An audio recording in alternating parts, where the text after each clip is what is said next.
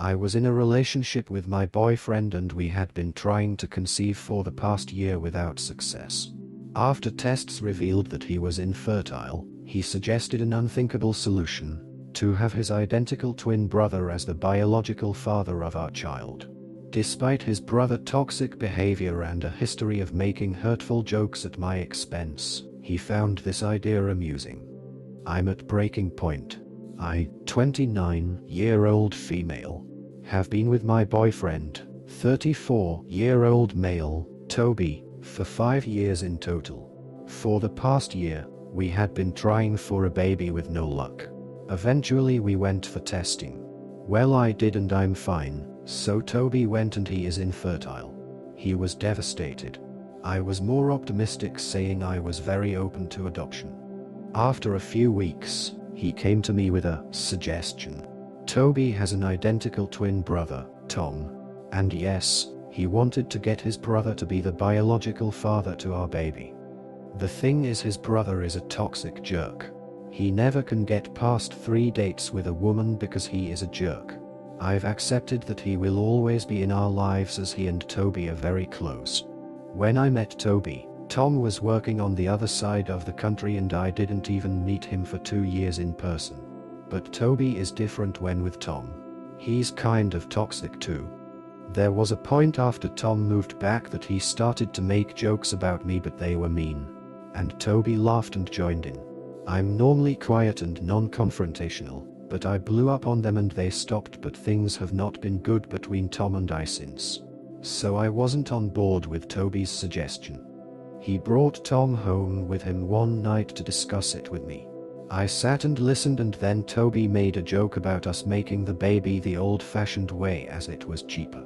I said no, gross, no thanks, and then Tom said, how do you know? We haven't already had it. I looked confused and he said, when you're drunk, you can't tell us apart and us brothers like to share. I looked at Toby and he was laughing and nodding. I said that I can tell them apart and I know my boyfriend. But then Toby said that in the dark and being drunk, I wouldn't know. They implied this had happened in the past. I was very angry. Then Tom added fuel to the fire, saying that he wanted to be there to see our baby being born, and as I shouldn't be embarrassed as he had seen what I have before. Then he winked at me. They were both laughing and I just left and went to bed in the spare room. I was furious, and next day Toby kept it up, laughing and saying, oops, you didn't know which brother you had. Now I know, well, I can tell them apart even if they do look very alike. But there have been about 4 or 5 occasions that we did get intimate when I was drunk and in the dark.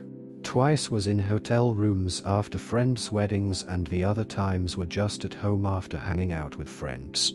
So I'm just unsure. Also, during that fun conversation, Tom also inferred that he and Toby switched places to cover for Toby, but wouldn't say for what. It was to imply cheating. But as I say, I know them apart, but after 2 weeks of them keeping up these jokes, I started to second guess everything. Eventually I decided to go through all Toby's devices. I needed to know if there was any grain of truth in either of these jokes.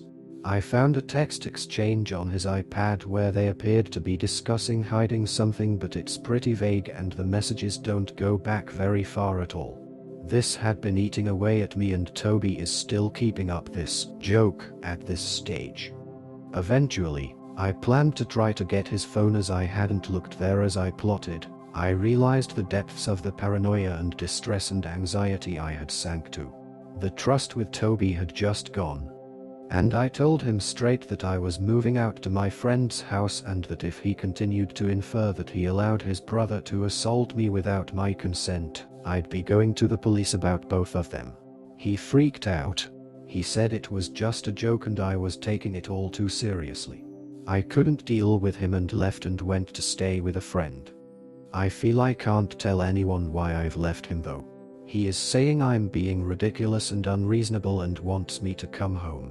He says he will overlook me, threatening to go to the police. Am I being unreasonable? Am I blowing this all out of proportion? I feel I'm so turned around that I don't know. Tom weirdly hasn't messaged or contacted me, and I expected to get nasty messages from him, but it's been total silence from him. What do I do? Update.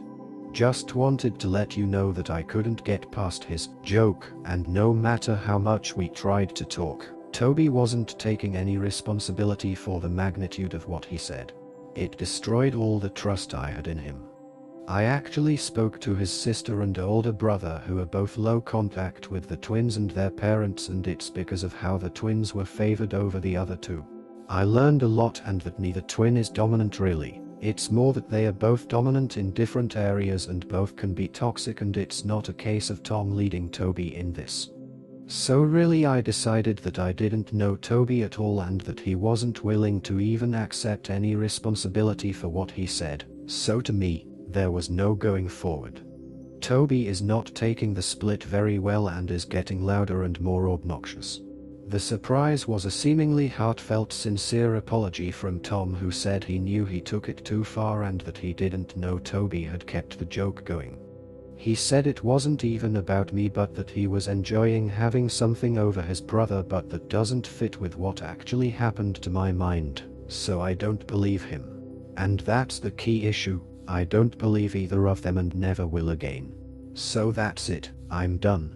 I've moved out my stuff completely and I am still trying to make sense of any of it but can't yet. Am I overreacting to breaking up completely here? I can't see a way forward and I'm no longer even willing to try. Edit. Just to clarify a few things. I did speak to the police after I left initially and after the responses on my first post here. They really felt they couldn't do anything much, but they did speak to both twins. It was more an informal chat than anything, and Toby was livid. Tom never mentioned it to me, so I don't know how he felt about it.